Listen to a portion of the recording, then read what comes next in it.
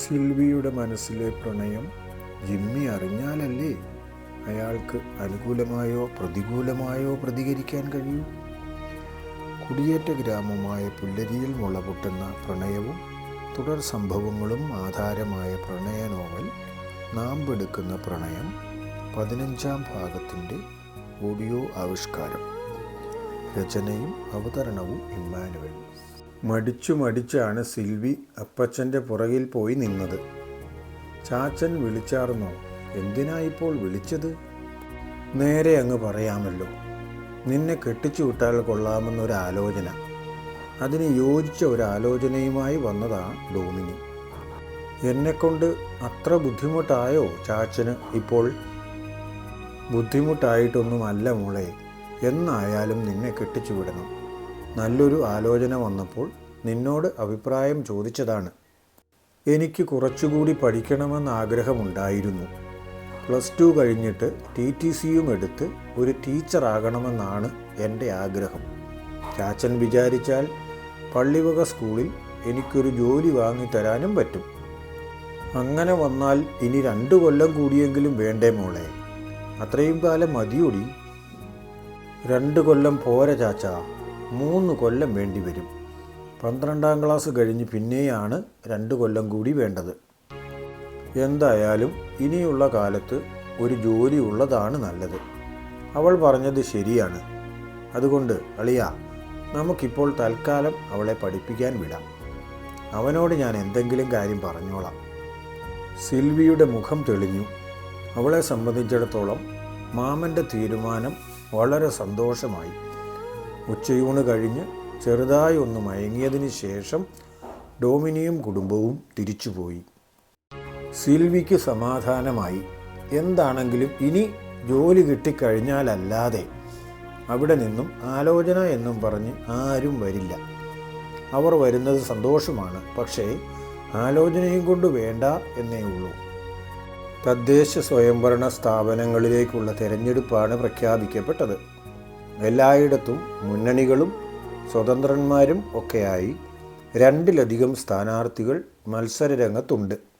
തെരഞ്ഞെടുപ്പ് രംഗം ഉഷാറായി. വാതോരാതെ വാഗ്ദാനങ്ങളും പരസ്പരം പഴിചാരലുകളുമൊക്കെയായി മുന്നണികൾ വോട്ട് ചോദിച്ചു നടക്കുന്നു. വാഗ്ദാനങ്ങൾ നൽകുന്നതിനേക്കാൾ കുറ്റം പറയുന്നതിലാണ് താല്പര്യം എന്ന് തോന്നുന്നു. അപ്പച്ചൻ ഒരു കോൺഗ്രസ് അനുഭാവിയാണ്. കുടുംബമായി തന്നെ വിശ്വാസം അങ്ങോട്ടാണ്. സമയമുള്ളപ്പോഴൊക്കെ ചെറിയ തോതിൽ പ്രവർത്തനത്തിനും പോകും. പിരിവ് പിന്നെ കൃത്യമായി തന്നെ കൊടുക്കും. ഐക്യജനാധിപത്യ മുന്നണി സ്ഥാനാർത്ഥിയായി അപ്പച്ചനെ നിർത്താൻ പഠിച്ച പണി 18ഉം മുന്നണിക്കാർ നോക്കിയെങ്കിലും അപ്പച്ചൻ വഴങ്ങിയില്ല. അതുകൊണ്ട് പകരം മണലേൽ അവരാച്ചനെ നിർത്തി. അവരാച്ചനും ജനസമ്മതനാണ്. ഇപ്പോൾ പള്ളിയിലെ കൈക്കാരനുമാണ്. അവിരാച്ചന് വേണ്ടി അപ്പച്ചനും സമയമുള്ളപ്പോഴൊക്കെ പ്രവർത്തന രംഗത്തുണ്ട്. 1-ാം ഘട്ടമായുള്ള വീട് കയറി വോട്ട് ചോദിക്കൽ കഴിഞ്ഞു. സിൽവിക്ക് ആദ്യമായിട്ടാണ് ഇത്തവണയാണ് വോട്ടുള്ളത്. വോട്ട് ചോദിക്കാൻ വീട്ടിൽ വന്നപ്പോൾ അവൾ സ്കൂളിൽ പോയിരുന്നു. അതുകൊണ്ട് വീട്ടിൽ പറഞ്ഞേൽപ്പിച്ചിട്ട് മറ്റ് സ്ഥാനാർത്ഥികൾ പോയി.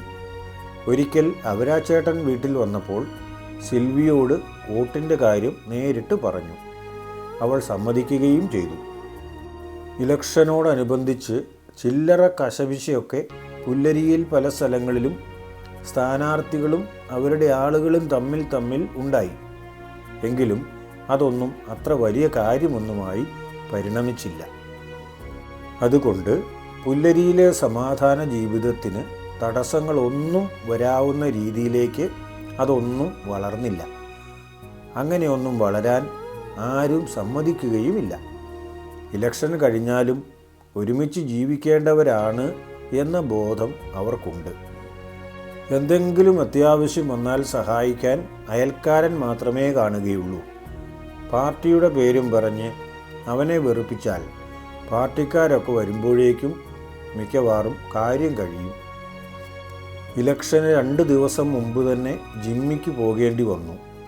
ഇലക്ഷൻ സാധനങ്ങൾ വിതരണം ചെയ്യുന്നതിനുള്ള ഓഫീസിലായിരുന്നു ഡ്യൂട്ടി.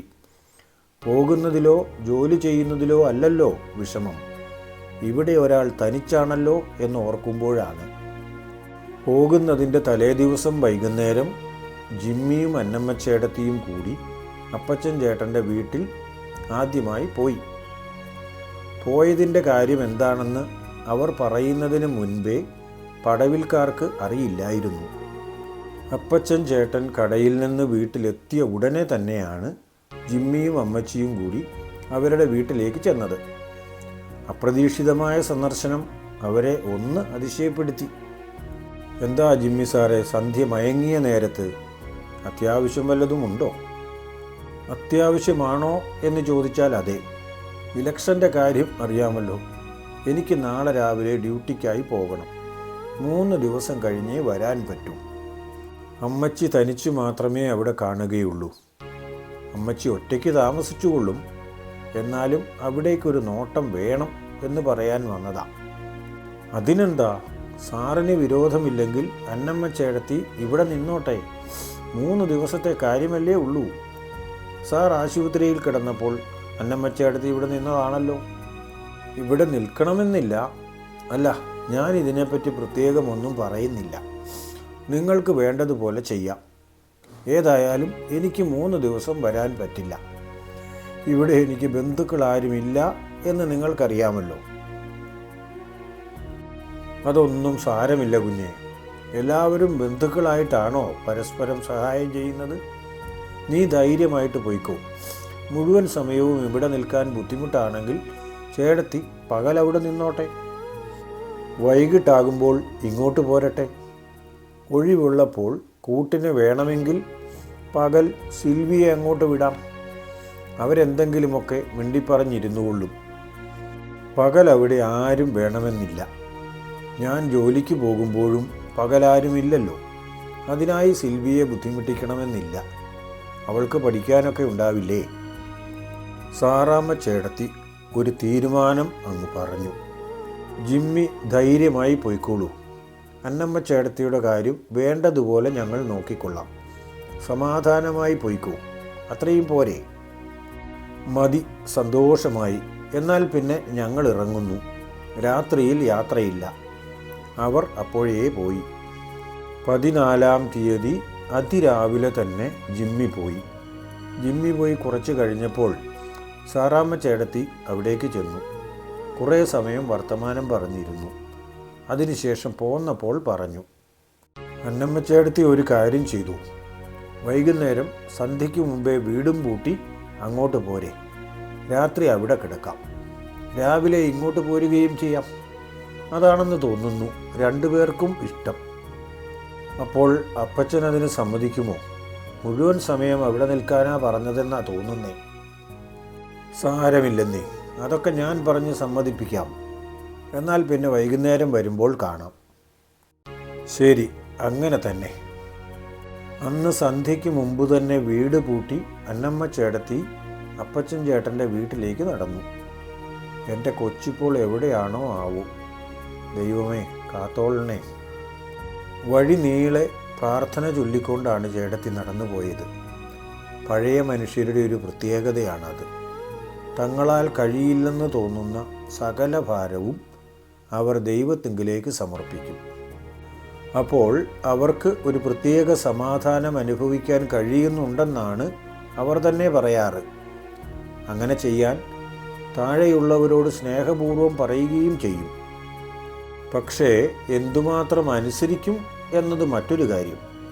അനുസരിച്ചാലും ഇല്ലെങ്കിലും അവർ പറയാനുള്ളത് പറയും.